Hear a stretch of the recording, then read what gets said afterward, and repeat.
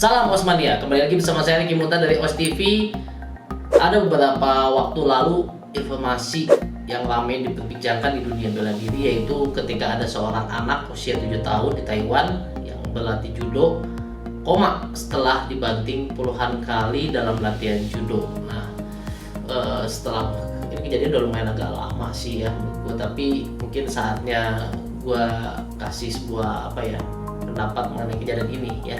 Karena banyak pelajaran yang harus kita tahu, terutama bagi Anda yang pelatih bela diri di sini. Oke, gue bacakan aja informasinya di sini. Ini silakan nanti bisa baca dari kekerasan anak. Bocah laki-laki di Taiwan koma setelah dibanting puluhan kali dalam latihan judo. Mama selamat tinggal. Ini berita ini diposting di bbc.com ini tanggal 8 Mei 2021. Tapi sebenarnya udah agak lama setahu saya sih. Nah, apa nih? Ini ada ilustrasi judo dilakukan tidak benar. Judo jika dilakukan dengan tidak benar akan menyebabkan cedera. Nah, ini membacakan kasus seorang anak laki-laki yang tengah bertahan hidup setelah dibanting ke lantai sebanyak 27 kali. Ini mungkin sebenarnya yang dimaksud lantai ini adalah lantai tempat latihan ya. Nanti kita lihat ada videonya soalnya. Saat latihan judo oleh pelatih dan temannya sekali mengejutkan Taiwan, sekaligus menyoroti apa yang dikatakan para kritikus sebagai budaya menutup mata terhadap kekerasan pada anak. WW adalah tipikal anak laki-laki berusia 7 tahun yang tinggal di Taiwan. Dia adalah penggemar Super Mario, penyuka olahraga, dan pernah memenangkan tempat ketiga dalam perlombaan lari. Oh, jadi dia olahragawannya udah belajar olahraga sebelumnya lah, lari gitu kan.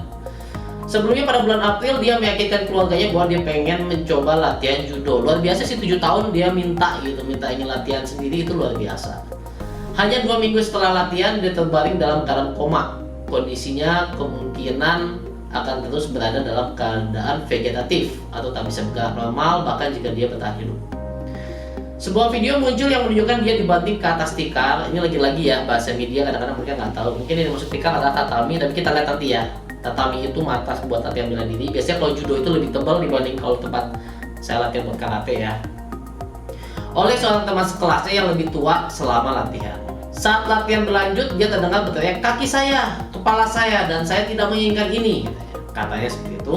Tetapi pelatihnya terus memerintahkan dia untuk berdiri dan menyuruh anak laki-laki yang lebih tua untuk terus membantingnya. Ketika WW terlalu lemah untuk bangun, pelatihnya yang jauh lebih besar darinya mengangkatnya dan membantingnya beberapa kali. Nah, WW terlalu lemah untuk bangun, berarti media aja bisa memahami bahwa dia kondisinya sudah lemah ya. Nah, ini nggak tahu kenapa pelatihnya tidak memahami. Nanti kita lihat videonya. Pada satu titik anak itu muntah. Muntah itu tanda suatu concussion atau gagal otak. Sebenarnya biasanya seperti itu. Tapi kita lihat lagi detailnya ya. Tetapi latihan tidak berhenti. Secara keseluruhan kata keluarganya dia dibanting lebih dari 27 kali. WW akhirnya pingsan dan dibawa ke rumah sakit. Dokter mengatakan bocah laki-laki itu menderita pendarahan otak yang parah. Saya kalau udah pendarahan otak itu, dia sekarang dalam keadaan koma dan dipasangkan alat-alat yang mendukungnya untuk tetap hidup. Usia 7 tahun lagi. Saya masih ingat pagi itu ketika saya mengantarnya ke sekolah, kata ibunya. Dia berbalik dan berkata, "Mama, selamat tinggal." Di malam hari dia sudah menjadi seperti ini.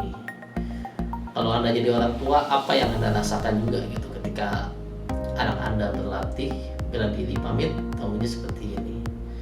Otoritas dan penyalahgunaan. Pelatih judo yang berusia akhir 60-an, berarti udah lumayan ini ya, dan diidentifikasi hanya dengan nama belakang Ho, telah ditahan untuk penyelidikan atas dugaan kelalaian yang menyebabkan cedera serius. Dia membantah melakukan kesalahan menurut pengadilan distrik Taichung. Jaksa penuntut distrik awalnya membebaskan setelah diinterogasi, menerima penjelasannya bahwa apa yang terjadi pada WW adalah bagian dari pelatihan normal. Tetapi setelah keluarga anak itu mengadakan konferensi pers, pengadilan mengatakan ada bukti untuk mencurigai bahwa pelatih itu mungkin telah melakukan kejahatan serius dan ada resiko kerjasama dengan para saksi. Serem nih kalau ada kerjasama kayak gini.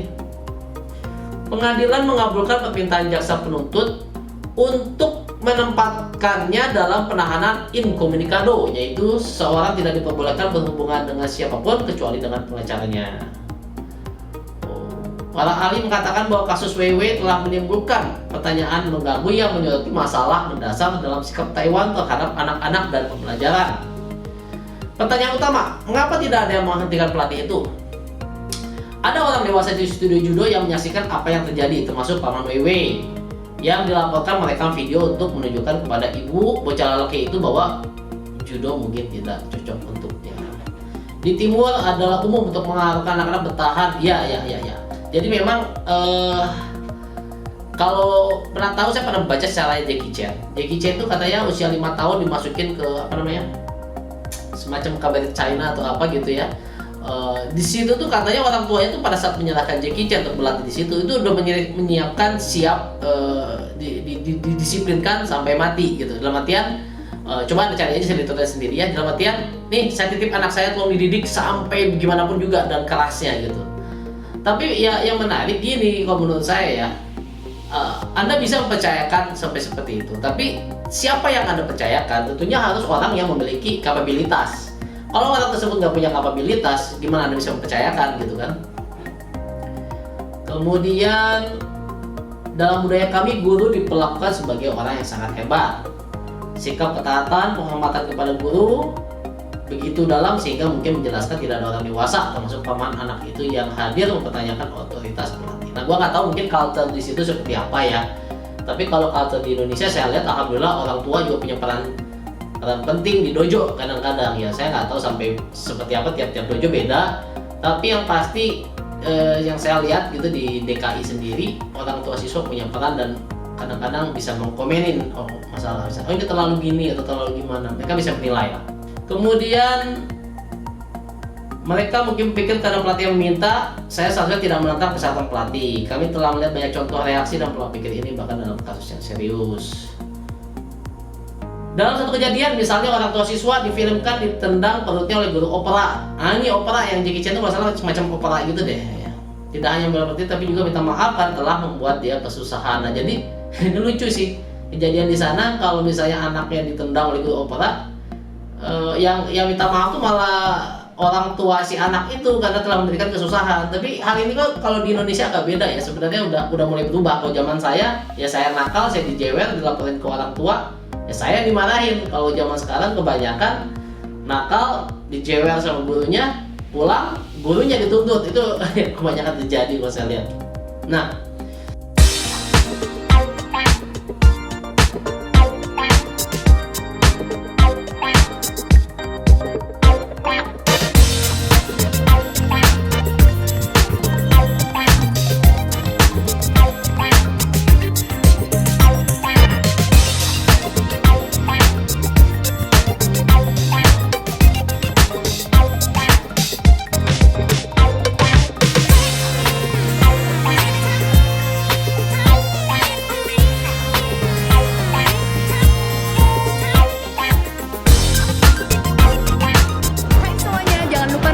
video kita tanding di OS TV.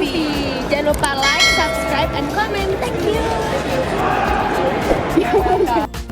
Ya buat semuanya ini untuk anak-anak karate karena ini bermanfaat semua ilmunya. Jangan lupa subscribe channelnya OS TV channel buat anak karate semuanya. Gaspol keren banget.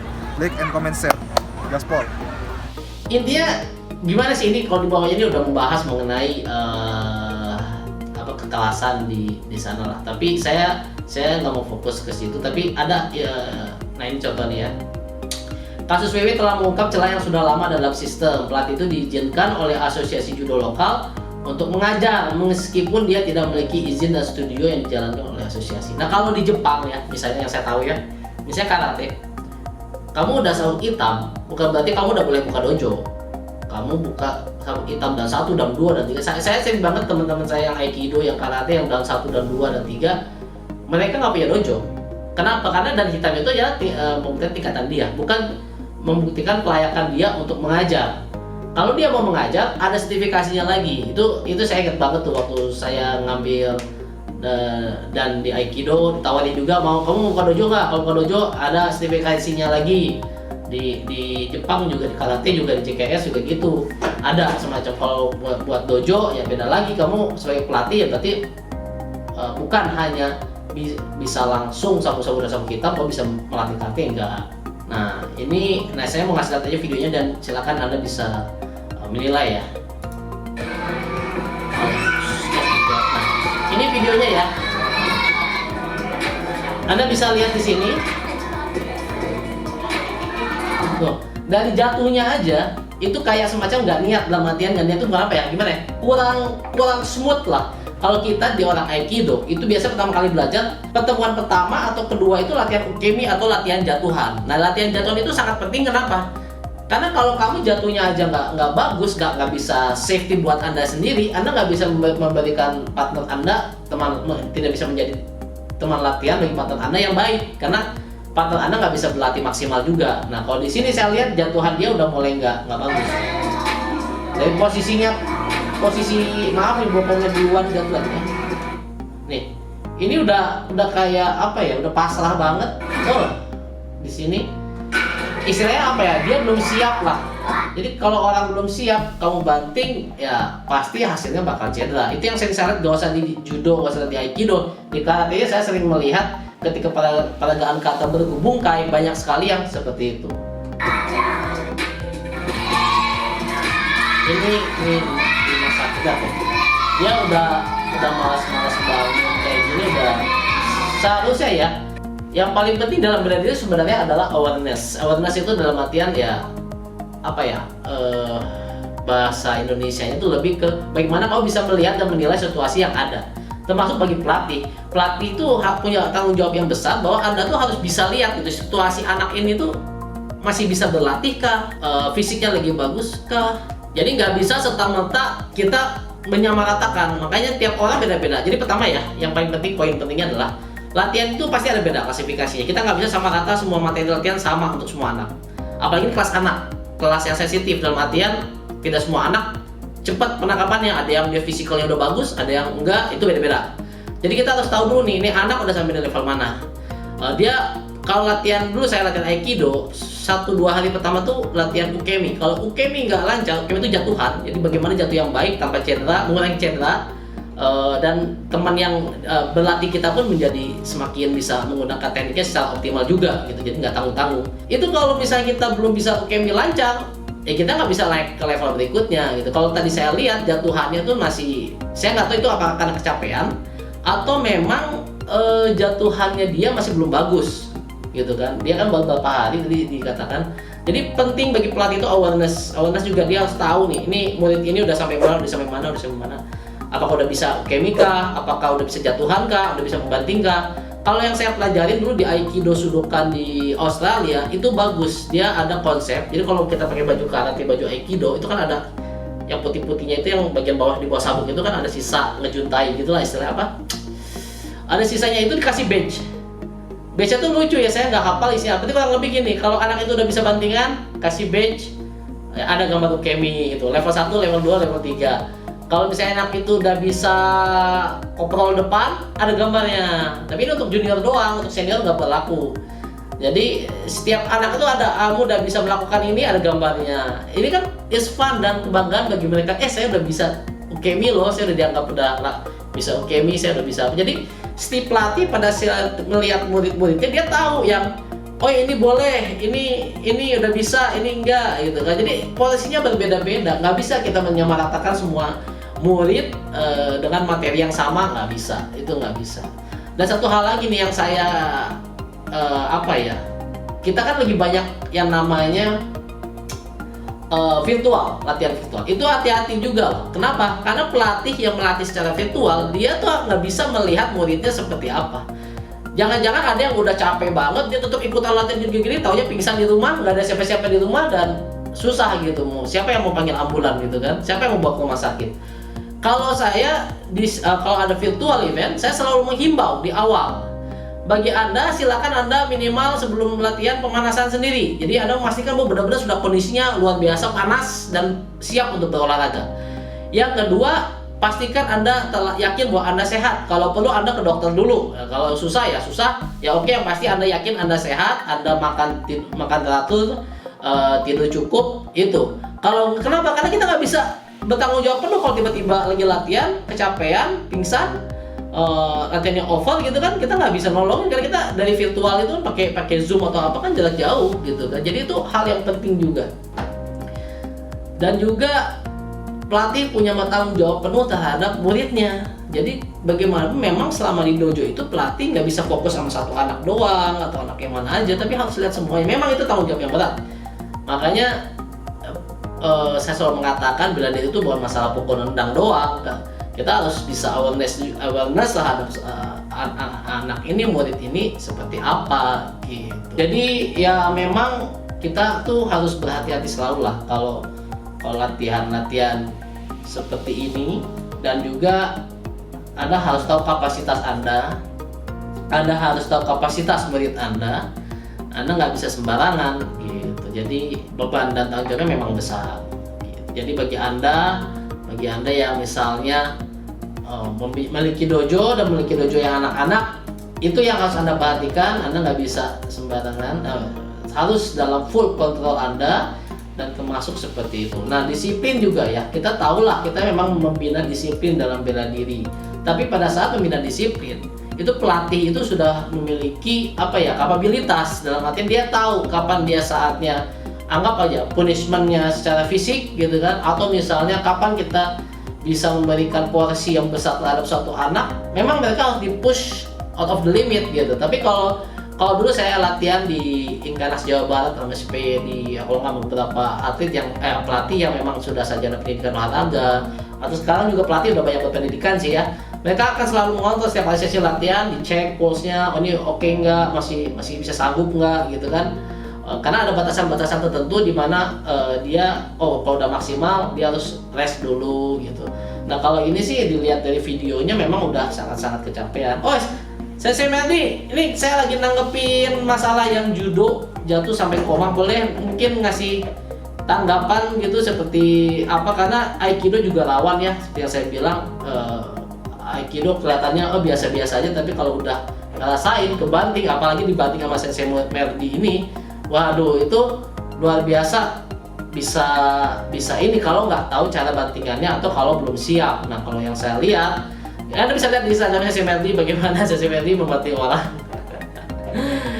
Jadi Anda benar-benar harus tahu gitu bagaimana metode latihan dan sampai batas mana. Itu sih yang ingin saya sampaikan di sini. Jadi jangan sampai ada, karena di Indonesia ini kasus seperti ini juga bukan berarti jarang ya, ada juga ya. Kalau di luar negeri yang saya tahu itu biasanya ada surat waiver. Jadi surat waiver itu surat pembebasan tuntutan dari murid dojo terhadap pelatih jika dengan menyatakan seperti ini, kurang lebih isinya seperti ini ya. Saya memahami bahwa olahraga bela diri ini merupakan olahraga yang penuh resiko, dan saya siap untuk membebaskan dari segala tuntutan terhadap pelatih, resiko yang terjadi dari pelatih, dan jadi membebaskan tuntutan kepada pelatih tersebut atas segala resiko yang ada. Nah, kalau di luar negeri seperti itu, makanya hal seperti ini mereka kadang-kadang bisa istilahnya nggak bisa dituntut kalau di luar negeri. Tapi kalau di Indonesia saya lihat hal ini nggak common ya. Mungkin yang ada mungkin di BJJ atau MMA, karena kalau MMA juga tiap tanding ada waiver itu. Tapi kalau di dojo-dojo lain yang biasa gitu, saya nggak melihat ada waiver ini, dan memang jadinya pelatih bisa dituntut dalam kondisi ini mungkin seperti itu. Makanya kalau tadi kita baca katanya si Ho itu dibebaskan gitu kan. Tapi kita nggak tahu kelanjutan lainnya, Anda bisa googling sendiri untuk update-nya. Oke, sekian saja dari saya. Kalau ada pertanyaan atau Anda mungkin punya tanggapan yang berbeda atau mungkin menambahkan, silakan bebas untuk komen di bawah ini. Sekian dari saya, dan bagi Anda yang terus latihan jangan lupa stay safe and healthy. Os.